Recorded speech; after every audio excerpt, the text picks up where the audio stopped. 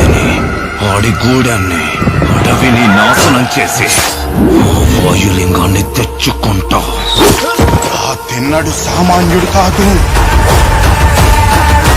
అతన్ని దాటి వాయులింగాన్ని చేరడం అసాధ్యం.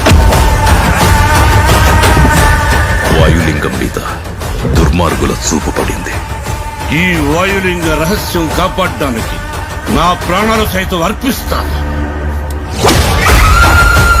ఈ గూడెంలో ఏ బిడ్డకి ఆపద రానివ్వను.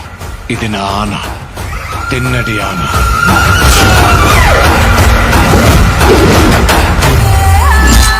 శివుణ్ణి రాయంటావా? రాయని రాయనక ఏమంటారు నమలరాని? వినపడని వాడికి విన్నపాలెందుకు, వీళ్ళకి దండాలెందుకు? దేవతని ధిక్కరించే వాడికి, పెద్దల మాటకు విలువ ఇవ్వనోడికి ఈ కూడెంలో చోటు లేదు. ముందా రాయిని తీసుకెళ్లి అడవిలో పడేస్తే గానీ నీకు పిచ్చి తగ్గదు. తప్పు మావా, అలా అనకూడదు. ఇలాంటి వాడు మీకు గొప్ప భక్తుడవుతాడని నమ్మకం ఏంటి ప్రభు? నీతో పాటి నేను ఆ సమయం కోసం ఎదురు చూస్తూ ఉన్నాను.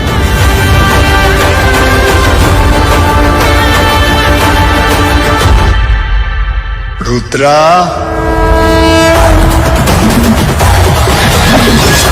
ఎవరు నువ్వు?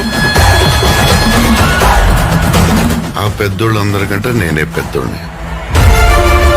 నన్ను మించిన శివభక్తుడా ఈ సృష్టిలో లేడు.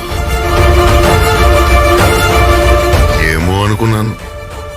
నువ్వు నీ దేవుడు తోడు దొంగలే.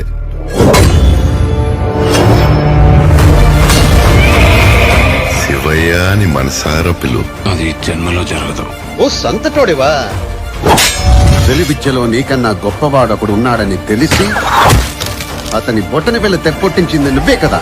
వెళ్ళబోయా, వెళ్ళిక నుంచే. నేనింక నిన్ను వదలను. ఇది నా అన్న.